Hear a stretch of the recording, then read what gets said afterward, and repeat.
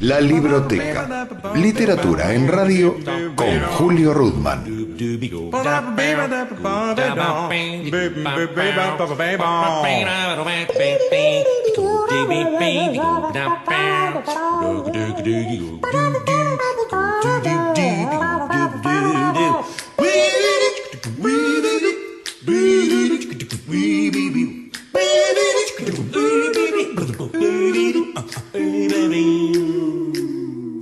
Bueno, bienvenidos a la Libroteca. Hoy recibimos visitas en casa. Vienen desde Córdoba, ellos me van a ratificar o rectificar. Son coautores de un libro coral, podríamos decir, que es Escritos K. La tapa del libro figuran Mercedes Barros, uno de los visitantes Andrés Daín y Virginia Morales, con un prólogo del gran Jorge Alemán, ¿no? Pero hay más. Entre ellos, el otro visitante que tenemos es Emanuel Bisset, que no tiene nada que ver con el músico porque se escribe con S, pero a lo mejor sos pariente. A lo mejor, ¿sí? A lo mejor. Y vos a lo mejor sos pariente de los personajes de La Maldición del Rein, de la Yergamer. Pero no, en Mendoza, de alguna manera, la producción es de la doctora Eliana Gabay, a quien le agradezco que los haya acercado. Así que bienvenidos a la Libroteca, al menú de la Libroteca. Leí el fin de semana el libro Escritos K, desde el prólogo hasta la bibliografía, creo, y me apasionó por varias cosas. Primero porque me hizo acordar, a ver si lo mío es demasiado delirante, y me hizo acordar a un libro que yo, y de un tipo que yo quiero mucho y admiro mucho, que ya no está, que es León Rosichner, que se llama Las desventuras del sujeto político. Esto me pareció como la especie de contracara epocal de las desventuras del sujeto político, porque se analiza el kirchnerismo desde la óptica de la academia. Entonces, ¿con qué perfil encararon ustedes, en todo caso cada una de las participaciones, pero el libro, el corpus en general? Y como decís vos, es interesante que cites a León Rosichner, porque claramente uno puede decir de las grandes tradiciones que hay, de las grandes tradiciones intelectuales que tenemos en Argentina, es la tradición del ensayismo, ¿no? Y León Rosichner claramente es una de las mejores plumas que hemos tenido en el ensayismo político argentino. Y en realidad uno puede decir lo que ha pasado en los últimos, 10, 20 años quizás, es que se ha tendido cada vez más a divorciarse el trabajo académico de ese ensayismo, que es de una gran tradición del ensayismo argentino, ¿no? Y nosotros en algún punto somos hijos de ese proceso en cual la academia se hace cada vez más, nos volvemos cada vez más especialistas y divorciados del ensayismo, de la intervención. Sin embargo, por eso mismo somos hijos de una incomodidad con ese lugar en el cual solamente debemos saber un tema de un autor. Por lo cual, en algún punto el libro, quisiéramos nosotros que se inscriba en esa tradición del ensayismo con la intención de intervenir en la esfera pública, intervenir en la palabra pública y no tanto en jornadas académicas, en textos dedicados solamente a los especialistas de un tema. Es un esfuerzo. Sería un ensayismo más puente, más un puente, digamos, ¿no? Exactamente, la idea es trazar un puente para poder ensayar algo, para arrojarlo a la conversación pública, digamos, ¿no? Sí, en ese sentido estoy de acuerdo. Escritos K es uno de nuestros primeros intentos por permear esa frontera tan dura que encerró la academia y que caracterizó sobre todo quizás la academia del alfonsinismo más tardío, sobre todo en los 90, ¿no? Esa academia replegada sobre sí mismo. Y en ese sentido, una de las intenciones una de las dimensiones del espíritu de Escritos K tiene que ver con eso, con romper esa frontera, pero también a la vez sin intentar elaborar una mirada estrictamente desde la academia, ¿no? No se trata desde un adentro mirar el afuera como algo externo, ¿no? Sino que también hay un intento y hay una apuesta por reconocernos contaminados por eso mismo sobre lo cual estamos hablando, que es el kirchnerismo en este caso. En ese sentido, también hago referencia a otro libro que para mí es liminar, de alguna manera. Son libros, yo no quiero llamarle canónicos porque soy ateo militante, pero Los cuatro peronismos de Alejandro, de Horowitz. No, de Horowitz. La pregunta es si el kirchnerismo podría ser el quinto. Bueno, es un gran debate, es un debate que tenemos personales de diversos autores del libro. De hecho, algunos de los integrantes, de los que escriben el libro, participan. Lo pregunto porque estuve leyendo el libro y me doy cuenta que no es. Efectivamente, hay integrantes del grupo que estudian el primer peronismo y tal. La reflexión sobre el peronismo es, es, como dicen algunos, el hecho maldito que hay que pensar eternamente, ¿no? Sin embargo, por lo menos desde mi perspectiva, es interesante que se puede pensar, o esa afirmación tendería a pensar que es un movimiento más dentro del peronismo, el kirchnerismo. Sin embargo, eso traza una flecha lineal, ¿no?, del peronismo hacia el kirchnerismo. Y a mí me interesa pensar, o el desafío por ahí pensar, es qué le hace el kirchnerismo al peronismo. No que el kirchnerismo sea una forma de peronismo, y en ese sentido estaría, no sé, determinado por eso que llamamos peronismo, sino cómo eso que hoy llamamos kirchnerismo termina redefiniendo aquello que entendemos o que entendíamos por peronismo. Entonces, ese ida y vuelta me parece lo interesante, porque si uno dice en última instancia el kirchnerismo es una forma más del peronismo, como que lo agota, ¿no? Dice, bueno, es una forma más de un movimiento más amplio que se llama peronismo. Sin embargo, tratar de pensar la singularidad del kirchnerismo es también ver cómo redefine eso que entendemos por peronismo. A ver, sobre todo pienso, antes de preguntarte, Andrés, tu opinión al respecto, sobre todo pienso que el kirchnerismo está siendo, los otros peronismos fueron ya, de alguna manera, ¿no? Entonces este está siendo todavía. Y en ese estar siendo, me parece que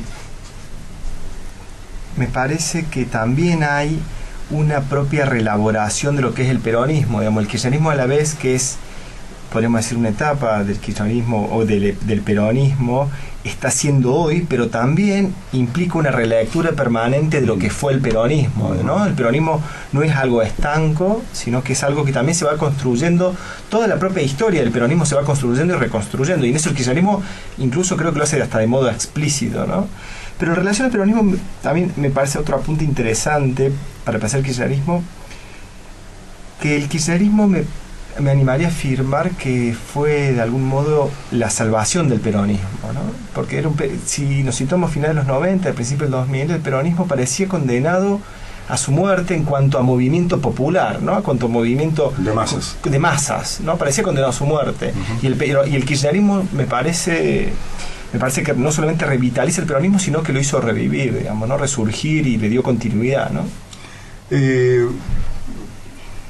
A ver, dato histórico irrefutable, Néstor Kirchner llega casi, en realidad, bueno, me adelanto a la pregunta o a la reflexión, porque me acordé de la anomalía, ¿no? Esta del libro de Foster. Llega de una manera anómala o accidental, si ustedes quieren, al gobierno, ni siquiera al poder, al gobierno. Hay hechos históricos en la Argentina similares, es decir, de alguien que haya llegado así, más allá de, pienso, la proscripción, así como llega Arturo Illia con el peronismo proscripto por elecciones, pero con muy poco sujeto político llega. ¿Cómo ven esa cuestión?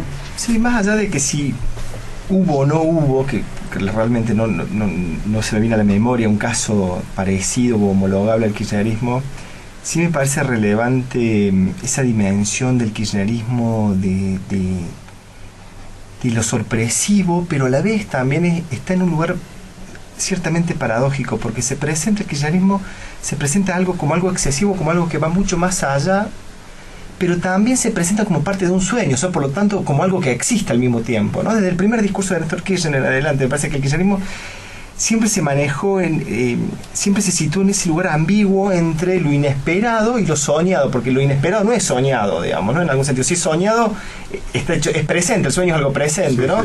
Y eso es algo que ha caracterizado el kirchnerismo, me parece que eso es un dato también, ¿no? Hay algo, bueno, como dice Andrés, que efectivamente hay como una discusión dentro de las interpretaciones del kirchnerismo, ¿no? Una de la postura de Foster, donde señala que es una anomalía, que es una... ¿Cómo se entiende esta idea de anomalía? Porque hay otra postura que dice no es ninguna anomalía, el kirchnerismo se entiende dentro de una secuencia. Claro. Entonces, ¿cómo se entiende la anomalía? ¿Y en qué sentido uno puede decir son verdaderas las dos perspectivas?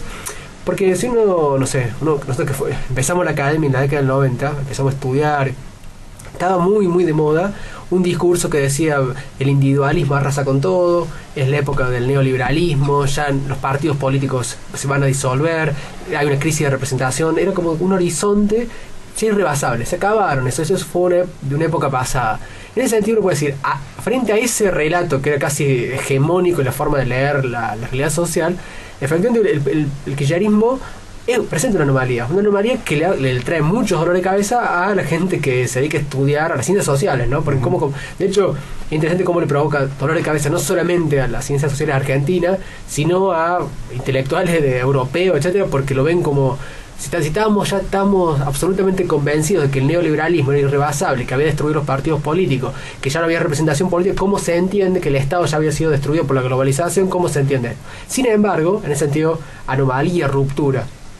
Sin embargo, como señalaba Andrés, también y esto también respecto al peronismo, el kirchnerismo se hace cargo de una tradición. Dice, nosotros somos aquellos jóvenes que soñaban en la década del 70, hay un cierto setentismo presente constantemente en los discursos. Entonces, al mismo tiempo, y en esta lectura es como si hubiera sido una tradición de los 70 que en algún momento es enterrada y que resurge. En ese sentido, ¿es una anomalía? Sí, respecto a este discurso que estaba instalado del neoliberalismo, la globalización, el fin del Estado, el fin de la representación. Al mismo tiempo no es una anomalía si uno lo comprende como inscripto en esa tradición, en cierto peronismo, no en el peronismo, sino en cierto peronismo que se remonta a la década del 70, ¿no? Sin embargo, tipos como José Nathanson, el director de Le Monde Diplomatique para Cono Sur, plantea que se refiere específicamente a la cámpora, ¿no? Pero en realidad los movimientos de la irrupción o al retorno de la juventud a la política de la mano de Néstor y de Cristina, dice que se parece más a la coordinadora que a la juventud de los 70. ¿Qué opinan ustedes? Bueno, desde un punto de vista uno puede estar de acuerdo si lo plantea en relación a la problemática del Estado. En ese sentido sí, porque la gran parte de la militancia kirchnerista se sostiene, es una militancia de Estado, como algunos han dicho, ¿no? Se sostiene, se hace en el Estado y se sostiene a partir de allí, ¿no? Pero no creo que eso agote, me parece que es injusto que digamos, clausurar allí la discusión. Simplifica, digamos, es un problema, eso es un problema, o puede ser un problema, pero a la vez también, por lo menos, nos lleva también a la problemática del Estado, ¿no? De los procesos populares, de los procesos de emancipación y el Estado, que es una problemática que, como recién nombró Manuel, que particularmente, singularmente los intelectuales, la idea europea es incapaz de comprender, porque en América Latina el Estado sigue siendo algo que parecía también que la globalización y el neoliberalismo también había cerrado ya definitivamente el lugar del Estado, pero el Estado a partir de los 2000 en toda América Latina sigue siendo una institución clave, digamos, para llevar a cabo este tipo de procesos y sobre todo desde el punto de vista de la promoción y el sostenimiento y la defensa y la garantización de los de derechos, ¿no? Que es la forma que vienen teniendo todos estos nuevos movimientos en América Latina. Dos cosas. Primero, que me parece que el Estado siempre fue el referente, o para inflarlo o para desnutrirlo. La dictadura genocida usó al Estado para desguazarlo, pero usó al Estado, digamos, finalmente, ¿no? La otra, con referencia a los intelectuales europeos, salvo Chantal Mouffe o Laclau, bueno, Laclau es argentino, pero la clase es en Inglaterra. Vos sabés que yo he tenido experiencias personales al respecto, amigos, gente muy progresista, escritores españoles que votan por la izquierda de repente, o por algún partido de izquierda, no izquierda, no quiero decir no Izquierda Unida, pero en España, digamos, y sin embargo no entienden, siguen pensando que la palabra populismo es peyorativa, tiene disvalor, peyorativa, Querían en el fondo muy vergonzantemente que gane Capriles y no Chávez, por ejemplo. Y son gente realmente valiosa, son gente, bueno, ahí está Sabater, ¿no? Pensando que este es un gobierno fascista, digamos. Bueno, pero eso en el contexto del estado del bienestar podía comprenderlo más quizás, ¿no? Pero hoy claro, sigue sosteniéndose de una manera, sí. Realmente uno hoy tiene la posibilidad de estar más en contacto con lo que pasa en Europa a todo nivel, no solamente leyendo a Dios, sino con amigos que están allí, digamos, ¿no? Uno tiene una comunicación mucho más fluida, y sistemáticamente hay una negación por pensar el Estado de otra forma, digamos, desde los principales referentes intelectuales hasta el último movimiento que hoy está en la calle, digamos, indignado o el que se ocurra, digamos, ¿no? Pero a la vez también no solamente que hay un prejuicio respecto a la idea del Estado, o un encasillamiento muy duro del lugar del Estado en la sociedad, sino que sobre todo lo que más llama la atención es la incapacidad que tienen para leer, mirar otras realidades y compartir y extraer experiencias, digamos, ¿no? Aún hoy, cuando quizás por primera vez en los últimos años, por no decir en la historia, es a ellos los que les toca vivir una crisis, a nosotros los que nos toca vivir un proceso de crecimiento económico, aún hoy tampoco son capaces de mirar hacia aquí a ver qué pasa, por lo menos, ¿no? Sin prejuicios.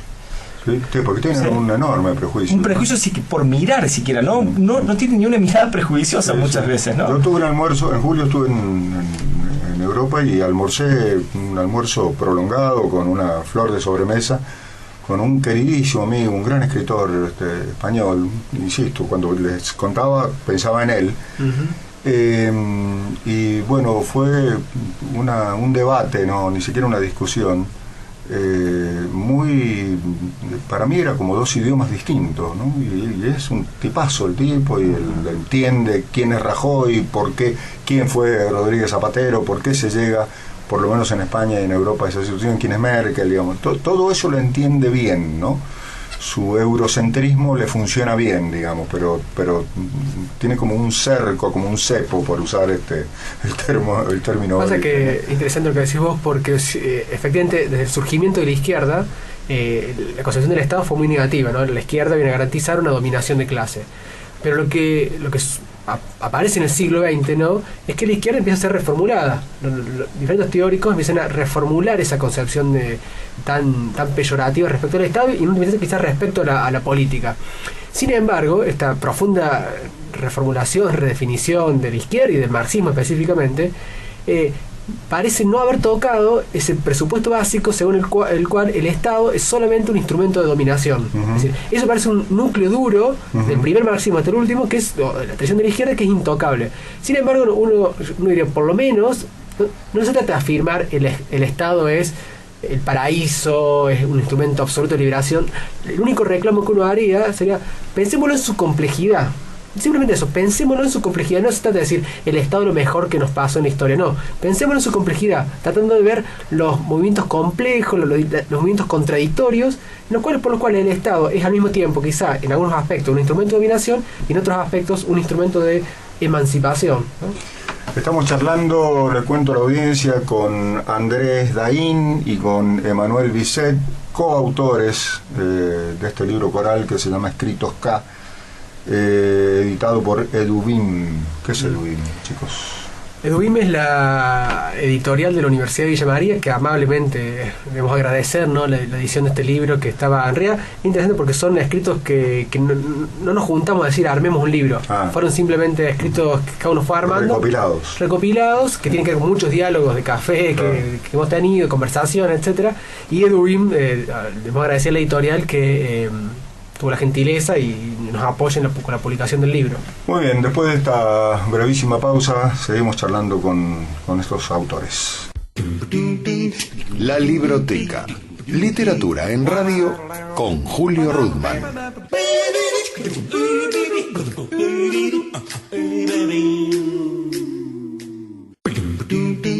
La Libroteca, literatura en radio con Julio Rudman.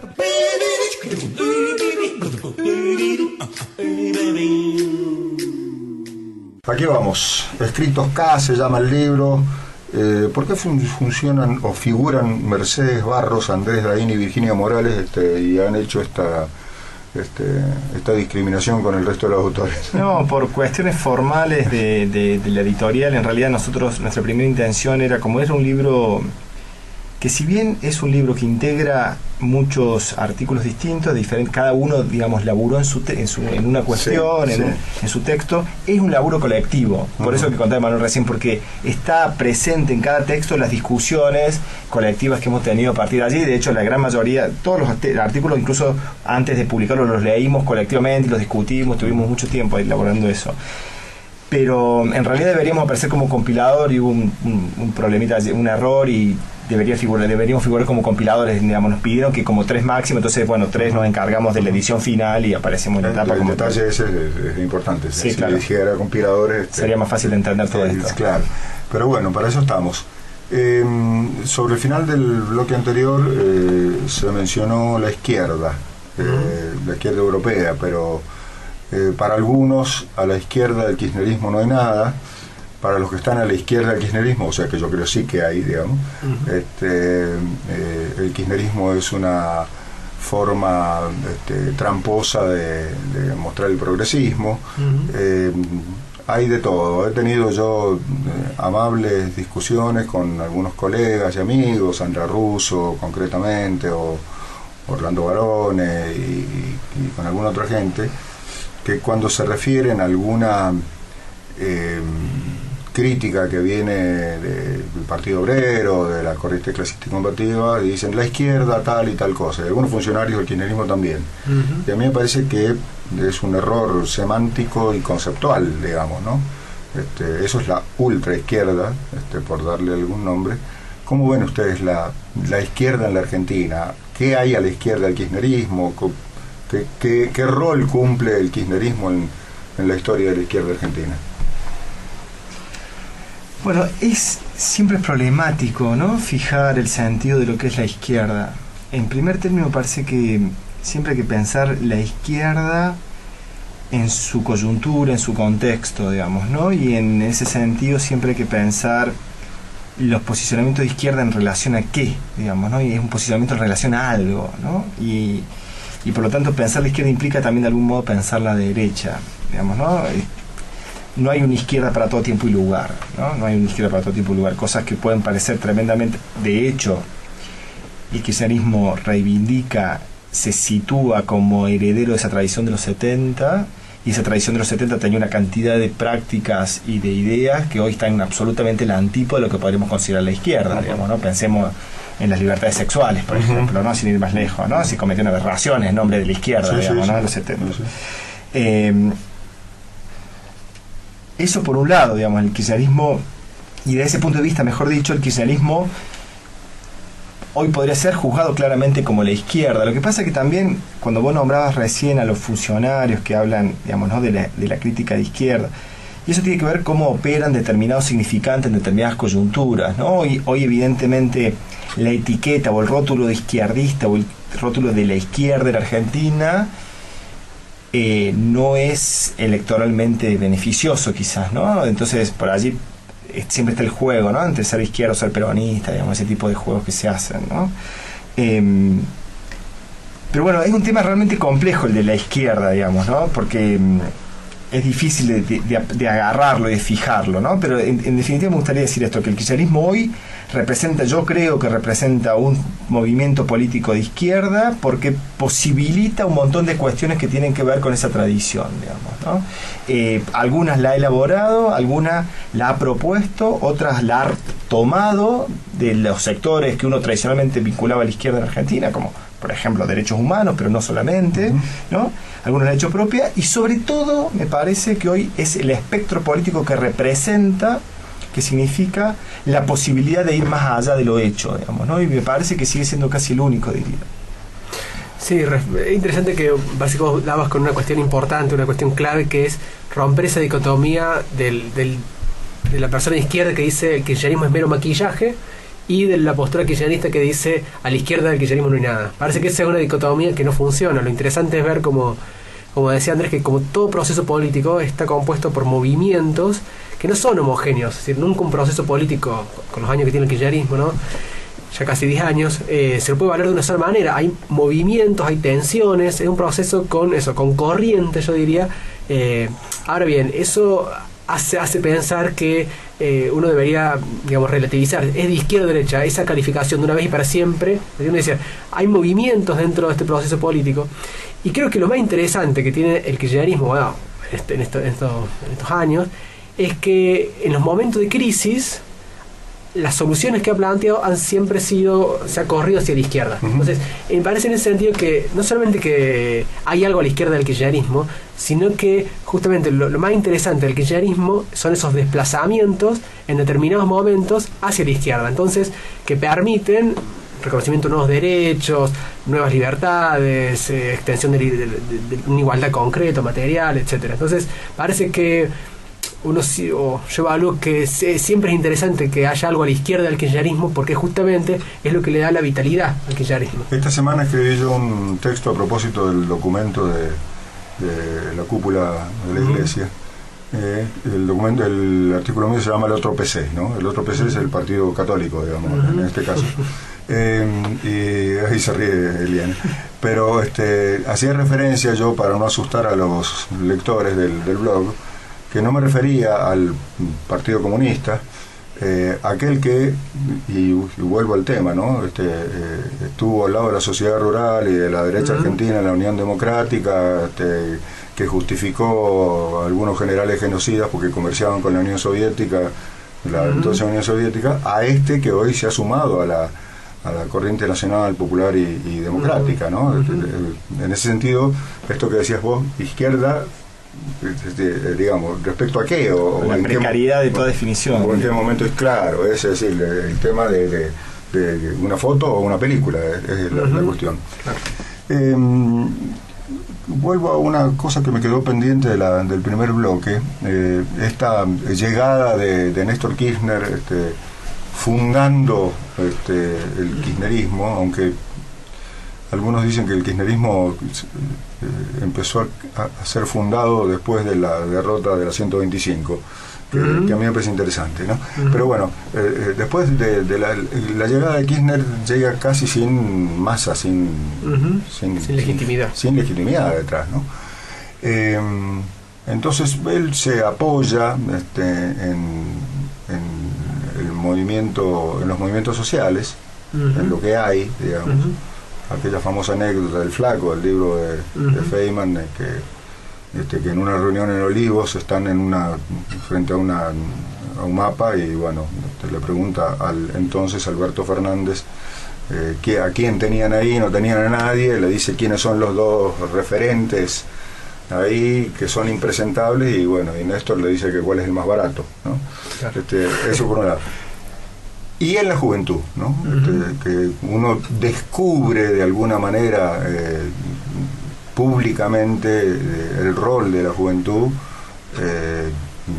tal vez en los festejos del Bicentenario y en la contracara, que es el 27 de octubre en el velatorio de Néstor. ¿Se puede hablar de la juventud como un sujeto político de la época? Interesante lo que decís vos, ya lo dejó Andrés, que uno siempre tendemos a pensar la política como un sujeto ya constituido, un movimiento constituido que llega o adquiere representación política. Ajá. Se constituye, supongo, el kirchnerismo en la sociedad civil y luego logran, porque son mayoría, convertirse en gobierno. Sin embargo, acá estamos, como decimos, en las antípodas. No hay sujeto, no existe el kirchnerismo, en principio, que no lo lleve el kirchnerismo al poder Pero esto nos ayuda a pensar también. Es más, mucho peor, lo lleva el dualdismo. El dualdismo, exactamente. Pero esto nos ayuda a comprender que un sujeto político no es algo dado de antemano, sino que se constituye, que es un efecto de un proceso político. Y en este sentido, el nombre kirchnerismo se va constituyendo a partir de políticas de gobierno y con una multiplicidad de actores que es interesante. ¿Cuándo surge el kirchnerismo? Uno dice, para mí la 125, no, para mí cuando baja el cuadro de Videla, no, para mí cuando genera la política. Uno puede encontrar una pluralidad de razones. Y de símbolos. ¿Cuándo empieza? No interesa esto, sino interesa cómo se va constituyendo un sujeto que se autonomina, se autoidentifica, se auto llama kirchnerismo, kirchneristas, ¿no? Entonces, que creo que vos tenés razón en eso, emerge, adquiere visibilidad concreta con esos acontecimientos. Yo diría que con la muerte de Néstor aparece claramente exhibido ese sujeto que se había estado constituyendo, que es un efecto, ¿no?, de determinadas políticas de gobierno. Creo que en ese sentido el kirchnerismo es un interesante laboratorio de ideas para comprender cómo surge una subjetividad política, cómo surge un sujeto político. Yo creo que el kirchnerismo te ayuda a entender eso, ¿no? Y eso tiene que ver con el modo singular en que llega, como nombrabas al principio, digamos, ¿no? Que llega como claramente es un movimiento político que claramente en sus primeros años se constituye desde arriba y pone en evidencia una dimensión de la política, como decía Manuel recién, que es sistemáticamente invisibilizada por los modos más comunes de pensar la política, que es la dimensión, la fuerza de interpelación de un discurso político, la capacidad de movilizar, la capacidad de conmover, digamos, ¿no?, a los sujetos.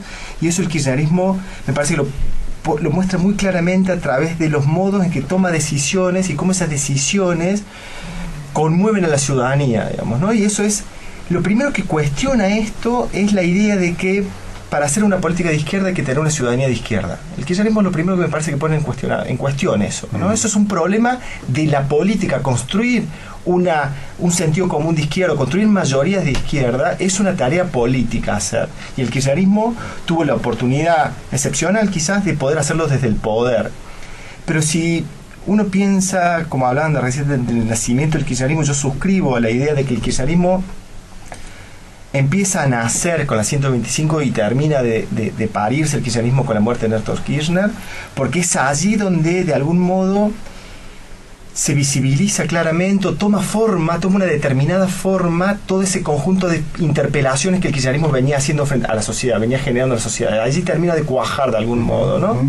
Pero a la vez que cuaja eso, y entonces allí el kirchnerismo empieza a tomar más forma desde abajo, me parece que eso nos enfrenta frente a una tensión ciertamente paradójica, que es tener un movimiento, un gobierno, digamos, ¿no?, con un modo de toma de decisión muy cerrado, muy férreo, donde incluso la dimensión sorpresiva de la toma de decisiones fue clave en el kirchnerismo para configurarse. ¿Cómo va a convivir eso con una juventud efervescente, con un movimiento político desde abajo que se organiza, que crece y que por lo tanto también va a tender a disputar espacio de poder, sobre todo espacio de decisión, ¿no? Y eso me parece que es la tensión que va a caracterizar la política argentina de acá, sobre todo pensando en el 2015. Me quedo con una cosa de esto de que se construyó desde arriba, decían ustedes, ¿no?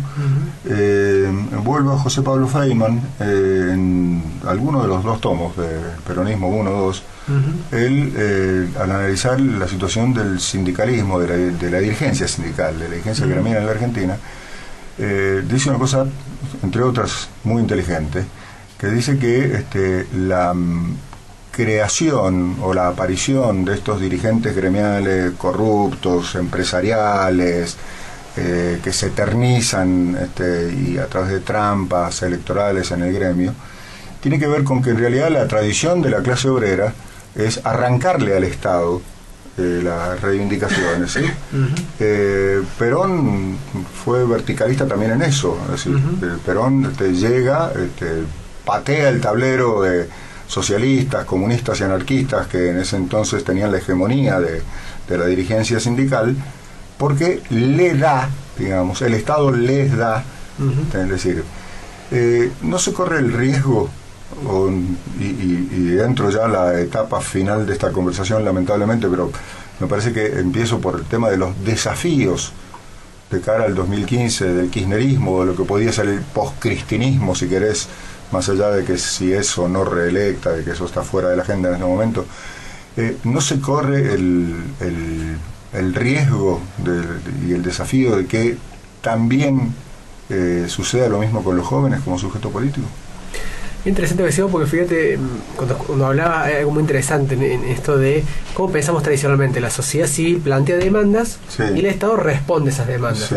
Lo interesante que ha pasado en este proceso político del kirchnerismo es que muchas veces eso supone que las demandas son constituidas previamente y después se reconocen.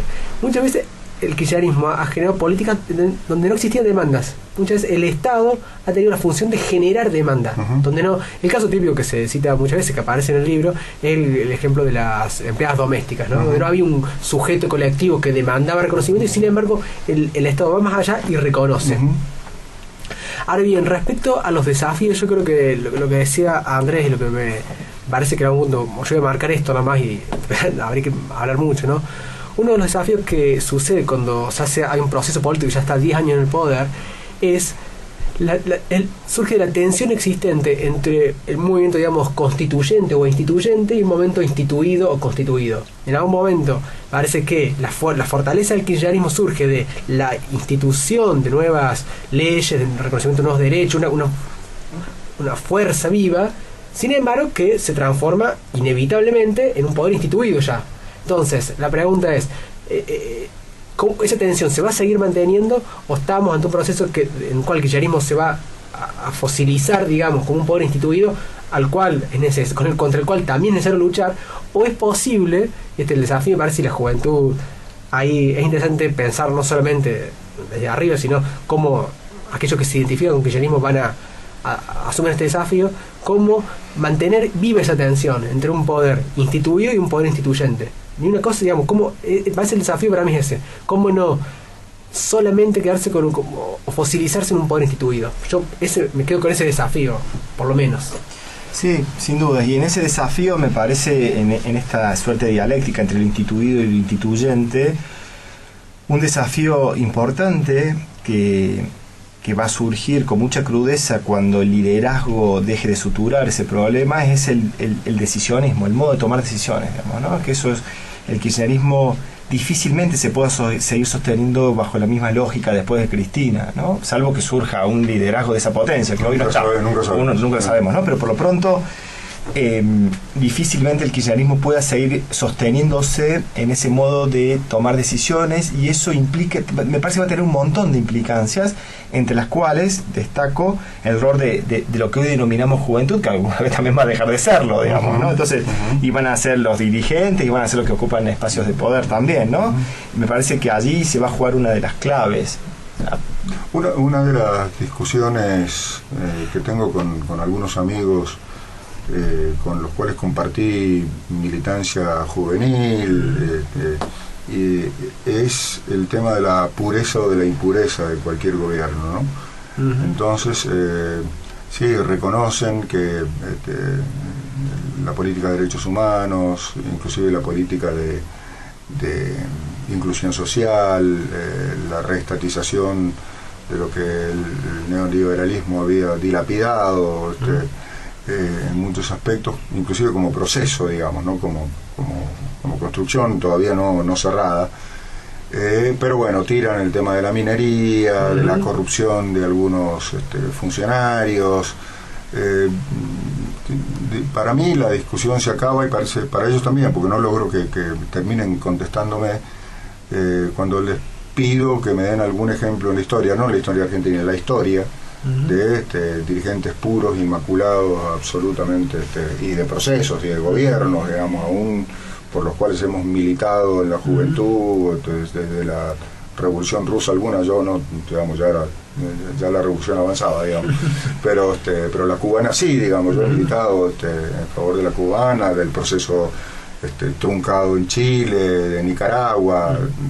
A ver, el tema de la pureza y de la impureza, eso me gustaría que... Es un tema central, porque la primera pregunta que uno le haría a cualquier discusión está, bueno, a ver, no pensemos política, pensate vos mismo, pensá tu vida, digamos.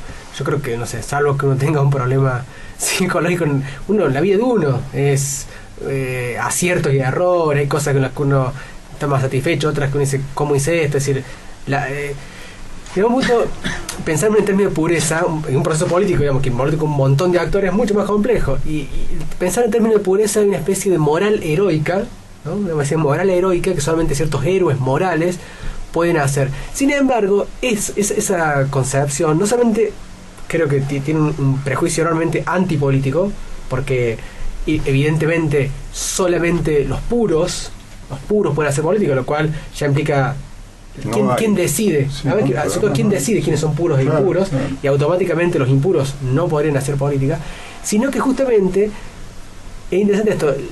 Siempre que históricamente, ¿no? Como decir, de la historia, la política estuvo del lado de lo impuro, por lo cual la sociedad ideal, la sociedad pura, siempre se piensa en una sociedad donde la política no hace falta, porque somos tan puros todos, ¿para qué hace falta la política? En ese sentido, idealmente los que piensan en la pureza o la impureza en este esquema, en última instancia es un prejuicio profundamente antipolítico y que no tiende a aceptar la precariedad, la relatividad, las contradicciones de la decisión y de la vida humana en última instancia, ¿no? Sí, concuerdo ampliamente. A ver, me parece que hay ese argumento que vos mencionabas al principio, esa caracterización, digamos, ¿no? Me parece que toma dos grandes formas. Una es la que intenta mostrar que en definitiva todo lo hecho es puro maquillaje, porque en el fondo no se toca lo sensible, ¿no? Que es la hipótesis de la impostura, la hipótesis del gran engaño, la hipótesis del líder hiperestratega que es capaz de manipularnos a todos, ¿no? Y a partir de ese líder el mundo se divide entre los tontos o débiles afectivamente que se ven engañados, entre los lúcidos y astutos o inteligentes que se dan cuenta, o los pragmáticos que se dejan comprar, digamos. El mundo se ordena muy nítidamente. Sí, a mí me han dicho las dos cosas. Pero hay otros que sostienen eso de manera un poco, digamos, un poco más honesta y que creen que habría que avanzar más, digamos, ¿no? Que sería una izquierda más honesta, digamos, ¿no? Pero, como bien decía Manuel, me parece que los dos argumentos se tocan en ese punto que es el lugar de la política, el modo de pensar la política, ¿no? Y la política fundamentalmente es contaminación, es hibridización. Los proyectos políticos, nunca, las identificaciones políticas nunca son plenas, nunca uno se identifica total y absolutamente, no solamente con el político, como decía Manuel recién, tampoco se identifica ni con tu pareja, ni con tus padres, ni con nunca hay una identificación plena del sujeto, digamos. Por lo tanto, toda afiliación política siempre es parcial.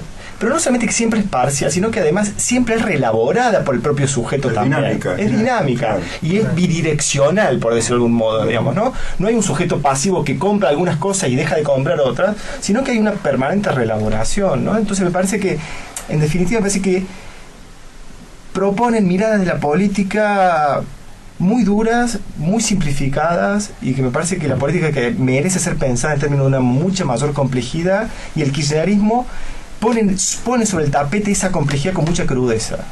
Bueno, agradecidos a ambos, a Emanuel Bisset y a Andrés Daín, coautores junto a otra gente de Escritos K, la editorial de la Universidad de Villa María, es quien prestó su aporte. Le agradezco a Elian. Este libro, ¿cómo se consigue acá en Mendoza, además de la presentación? ¿Dónde va a estar? No recorrimos librerías, ¿no? Eliana, ¿dónde va a estar este libro? Nos van a dejar unos ejemplares para que podamos vender. Bien, después me avisa para que nosotros anunciemos. Se llama Escritos K. Han estado aquí, como dije, Andrés Daín, o están aquí todavía, y Emanuel Bisset. Gracias por integrarse a la biblioteca. Bueno, muchas gracias, y como decíamos un poco en off, felicitarte por el programa que no sabíamos que existía, realmente nos parece felicitarte alucinante. Y expresar una sana envidia por poder tener un programa de radio para hablar de libros. Cuando quieran, en mis ratos de ocio, les puedo dejar la conducción del programa. Muchas gracias. Tienen que venirse hasta acá, nada más. Gracias. Me lo firman. Bueno, ¿sí? cómo no. Cerramos por ahora la libroteca. Pone el señalador en la radio pública y nos reencontramos en el próximo capítulo.